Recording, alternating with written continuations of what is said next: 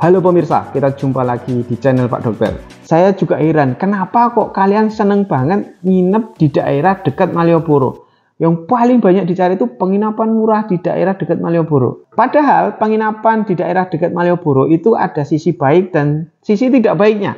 Ayo pemirsa, kita bahas selengkapnya di channel Pak Dokter ini. Dan jangan lupa buat kalian yang belum subscribe untuk segera subscribe channel ini.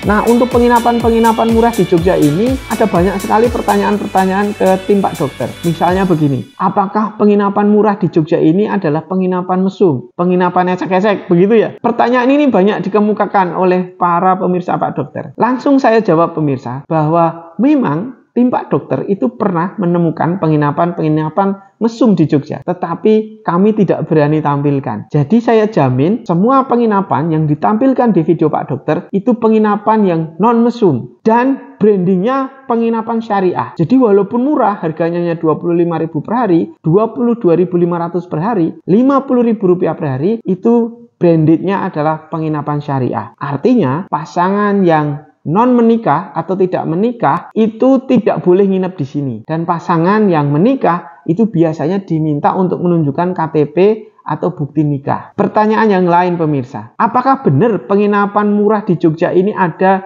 dan harganya juga cuma segitu? Jawabannya ada pemirsa, dan memang dikonfirmasi berulang-ulang pun harganya ya memang cuma segitu. Ada 22.500, ada yang 25.000, ada yang 50.000.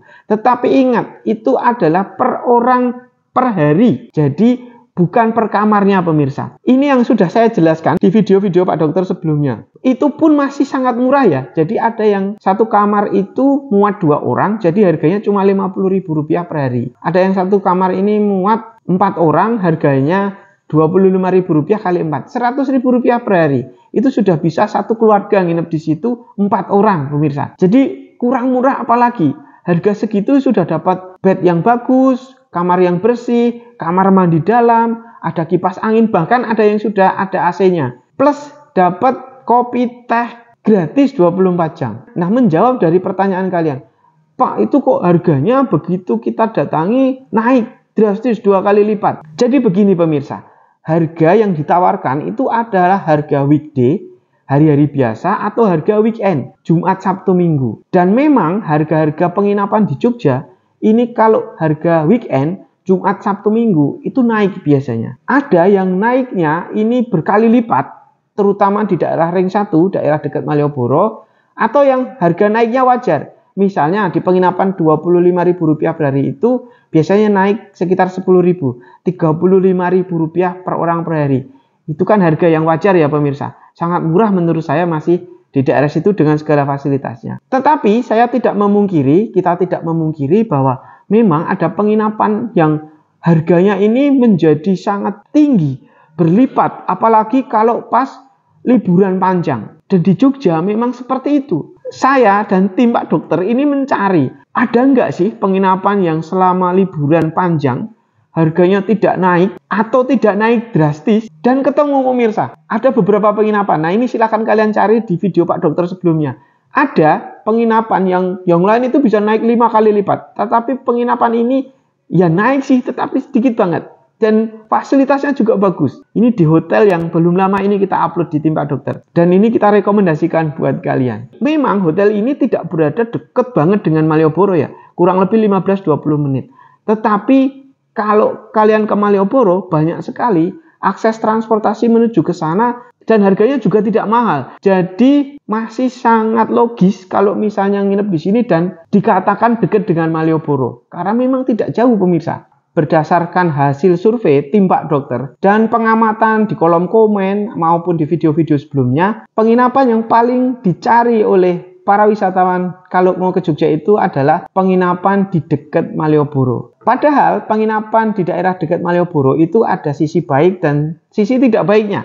Nah, sisi baiknya adalah kalau kalian nginep di Malioboro, ya kalian akan puas untuk jalan-jalan di daerah Malioboro. Bayangannya kan gitu pemirsa. Kalau mau jalan-jalan tinggal keluar dari penginapan, jalan kaki saja ke Malioboro sudah bisa begitu. Tidak perlu transportasi khusus, tidak perlu nambah uang buat sewa kendaraan. Itu sisi baiknya. Sisi baik yang lain adalah memang di Malioboro ini punya banyak sekali fasilitas. Ada pusat oleh-oleh, ada banyak sekali jajanan, ada kuliner, lesehan, dan lain-lain. Jadi kalau nginep di daerah situ itu lengkap begitu ya. Tetapi menurut saya sisi tidak baiknya yang mungkin juga kalian belum banyak yang tahu. Kalau nginep di daerah Malioboro itu ya pemandangannya hanya sekitar Malioboro saja ya. Kalau mungkin kalian baru sekali ke Jogja, wow ini Malioboro begitu ya. Tetapi kalau sudah berkali-kali, mungkin tidak akan se-wow yang pertama kali ya. Mungkin akan agak bosan. Jadi kenapa tidak nyoba nyari penginapan di luar Malioboro yang pemandangannya juga lebih bervariasi, ada pemandangan sawah, kebun buah, pemandangan Merapi atau kolam ikan, dan ini sudah banyak kita liput di tim Pak Dokter. Nah, sisi lain tidak baiknya kalau nginep di Malioboro adalah mahal pemirsa. Jadi penginapan di Malioboro ini karena banyak sekali orang yang nginep di situ, pengen nginep di situ, apalagi pas liburan atau pas libur panjang, maka harga penginapannya mesti jauh lebih mahal. Bahkan berkali lipat. Ini sudah kita liput di video Pak Dokter sebelumnya. Sekali lagi, kenapa tidak cari penginapan di daerah yang tidak begitu jauh dari Malioboro, harganya jauh lebih murah, tetapi fasilitasnya minimal sama dengan Malioboro, bahkan dapat fasilitas yang jauh lebih baik. Nah, ini juga pernah kita liput di video-video Pak Dokter sebelumnya. Banyak sekali kita tampilkan penginapan-penginapan yang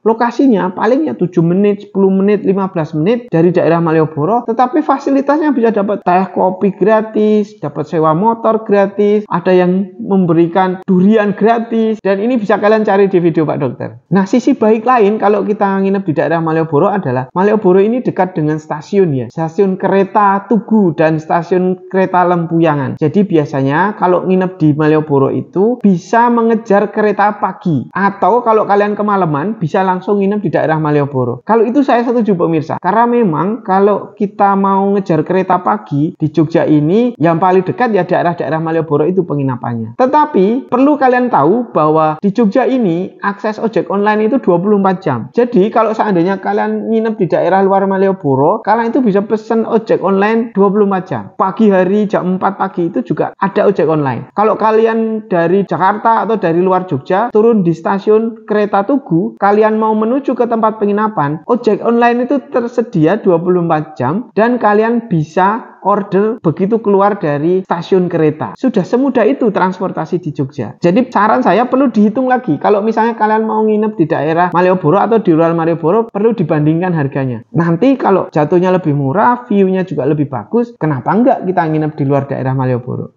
Nah, ini ada tips supaya kalian bisa dapat penginapan yang murah di Jogja. Yang harus kalian hitung adalah berapa jumlah anggota yang mau nginep. Nah, karena ada beberapa penginapan ini yang sewanya itu per kamar, ada yang sewanya per orang. Ada yang penginapan ini harga per kamarnya itu 800.000. Tetapi bisa muat 7 atau 8 orang. Dengan fasilitas sudah kayak apartemen, sudah kayak villa. Ada pantry, ada Indomie di situ disediakan lengkap. Kopi, teh, sudah ada kompor, ada kulkas, ada TV, Netflix, dengan harga hanya sekitar 800.000, maka itu murah menurut saya. Tapi bayangkan ada harga 500.000 dan hanya muat 2 orang, kalau kita tambah extra bed, satu bednya itu di harga 200.000. Padahal lokasinya tidak begitu dekat Malioboro, fasilitasnya juga biasa saja. Jadi tentu kita pilih yang 800.000 ya dengan fasilitas seperti itu. Ada hal lain lagi yang bisa kita hitung kalau mau cari penginapan murah di Jogja, yaitu dengan menghitung berapa biaya sarapan per orangnya. Jadi beberapa penginapan itu memberikan cas untuk biaya sarapannya. Contohnya ya pemirsa, sama-sama penginapan harganya 500.000. Yang satu lokasinya dekat dengan daerah kuliner, gudeg, bubur krecek, kemudian pecel dan lain-lain sebagainya. Sama-sama harganya 500.000. Lokasinya kalau yang satu di daerah kuliner, yang satu berada di daerah yang tidak begitu dekat dengan pusat kuliner. Nah, biasanya hotel itu memberikan cas kurang lebih 70.000 untuk biaya sarapannya. Nah, ini pemirsa, kalau kalian nginep 3 orang dengan ekstra cas 70.000, kalian makan di makanan hotel, kalian harus pelajari dulu makanannya apa. Kalau buffet dengan menu lengkap, ya mungkin worth it ya, sebanding. Tetapi kalau kalian mau tahu, harga 70.000 untuk beli sarapan di Jogja, itu sudah bisa beli untuk 2 orang, 3 orang aja sisa pemirsa. Karena harga sarapan di Jogja itu murah-murah. Gudeg ada yang 15.000, 10.000 ada yang bubur krecek itu juga mulai dari 5.000 sampai 10.000. Kemudian pecel, ada nasi kuning itu ada yang mulai 5.000-an. Jadi menurut saya perlu dihitung. Ini kalau dekat dengan daerah kuliner, tidak usah nginep dan bayar lebih untuk sarapan di hotel. Karena kita bisa jelajah kuliner dan harganya bisa jauh lebih murah. Nah, itu tips dari kita. Kalau kalian ada masukan usulan, silahkan komen di bawah. Buat kalian yang mau cari penginapan di Jogja, sekali lagi, Pak Dokter sudah membentuk tim dokter tour. Kalian bisa hubungi kami. Kita akan carikan penginapan yang sesuai budget kalian. Mau yang dekat Malioboro, jauh dari Malioboro, atau yang low budget, middle budget, sampai penginapan yang paling eksklusif, kita ada pemirsa. Nanti kontak Pak Dokter di WA atau DM di Instagram Dokter Tour. Itu pemirsa, terima kasih dan sampai ketemu di video selanjutnya.